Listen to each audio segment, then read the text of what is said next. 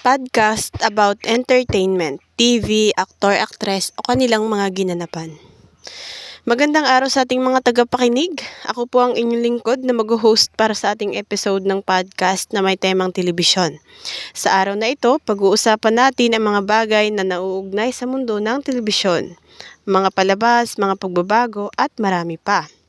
Ako po ang inyong host na si Rica J. Galecia, but you can call me DJ Joy. Ako ay napaka-excited na ibahagi sa inyo ang aking mga opinyon at impormasyon tungkol dito. Una, tayo mag-uumpisa sa pamamagitan ng pagtalakay sa mga trending na palabas sa telebisyon. Sa kasalukuyan, maraming mga mapagkakatiwalaang palabas na nagpupuno sa ating mga screen. Ang isa sa mga ito ay ang palabas sa Jessica Soho. Tatalakayin natin ang mga kahulugan ng palabas na ito, ang kwento, mga tauhan at kung paano ito nakaka-impluwensya sa ating kultura. Ano-ano nga ba ang kahulugan ng palabas na binibidahan ni Jessica Soho?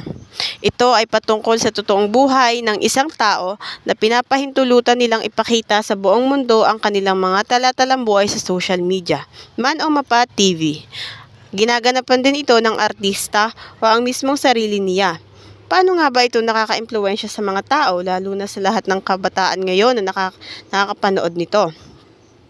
Nakaka-impluwensya ito sa pamagitan ng paggaya-gaya ng ilang kabataan ngayon. Halimbawa na lang po ay ang mga bata.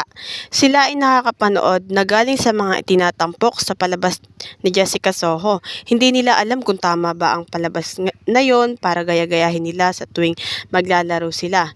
Isa itong impluwensya sa mga bata dahil pwede silang makatuto sa palabas na yon ng kamalian para sa kanilang mga sarili. Halimbawa po nito yung nanood sila tapos maya-maya magyayakagan sila maglaro. Sasabihin nila, uy ganito, tagu-taguan tayo. Tapos, syempre, pag nakapanood sila ng ganun, may matatandaan silang mga salita doon na ginamit ng mga tauhan, tapos sasabihin na nila yon sa mga kaibigan nila. Hindi nila alam kung tama ba yung pagkakasabi na yun para sa kanila, tama bang banggitin ng mga kabataan yon, o mga matatanda lang pala dapat talaga. Isa po yung halimbawa ng nakaka-impluwensya minsan ang mga drama sa kabataan, lalo pa sa hindi pa nila alam kung ano ang tama at mali. Sumunod naman ay ang mga patok na palabas sa ibang bansa na nagkaroon ng malaking epekto sa Tagalog na telebisyon. Isa sa mga halimbawa nito ay ang K-drama. Pag-usapan natin ang mga aspeto ng palabas na ito na nagustuhan ng mga manonood at kung bakit ito ay nagkaroon ng pambihirang pagtanggap dito sa ating bansa. Kita naman sa panahon natin ngayon na halos lahat ng kabataan ngayon baliw na baliw sa K-drama ngayon. Bakit nga ba? Sa palabas na tinatawag nating K-drama na hindi Tagalog ang lingwahe at hindi rin Pilipina ang gumaganap, kung saan puro mga Koreano na mistiso, mga singkit at alam nating mas may dating sa mga Pilipino. Dahil sa taglay nitong kagwapuhan, hindi rin may pagkakaila sa galing nilang sumayaw at kumanta. Siguro ay dahilan na rin ng mainit nating pagtanggap sa kanilang pangbihirang sayaw. Dito sa ating bansa ay dahil mas popular ang gawa nila kaysa sa gawa ng mga Pilipino. Isa po yung halimbawa ng K-drama. Alam naman po natin na sa panahon ngayon, mas kilala na talaga ang K-drama, lalo pa sa mga kabataan ngayon na halos nga po pag nagsalita sila, may kasamang Korean na. Hindi rin mawawala ang pagtatalakay sa mga lokal na palabas na patuloy na nagbibigay saya sa ating mga manonood. Isa na rito ang Bubble Gang na isa sa mga longest running teleserye sa ating bansa. Sa episode na ito, ating tatalakayin ang mga kwento nitong napagdaanan, mga tagumpay at mga artista na magbibigay buhay rito. Lahat naman siguro tayo ay alam ang Bubble Gang drama na nagbibigay sa atin ng kasiyahan tuwing araw ng Biyernes, alas 9 ng gabi. Ang dramang ito ay nakatanggap na ng maraming parangal simula pa noong una dahil sa sobrang gagaling ng mga artistang gumanap dito.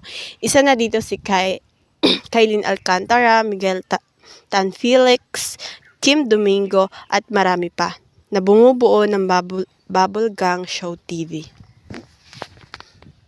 At isa na rin po ako sa mga nakasaksi ng kanilang mga ginanapan. Sobrang nakakatuwa po talaga, as in nakaka-release sila ng pagod dahil nakakalimutan mo na lang, tumatawa ka na pala kahit may problema ka. Atin namang pag-usapan ang mga bagong format at pamamaraan ng panonood ng telebisyon sa mundo ng streaming services tulad ng Netflix, Peacock, Disney, Apple TV at marami pa. Nagkaroon tayo ng malawak na pagpipilian pagdating sa palabas. Ano-ano nga ba ang mga benepisyo ng ganitong mga serbisyo at paano ito nakaka-impluwensya sa ating karanasan sa panonood.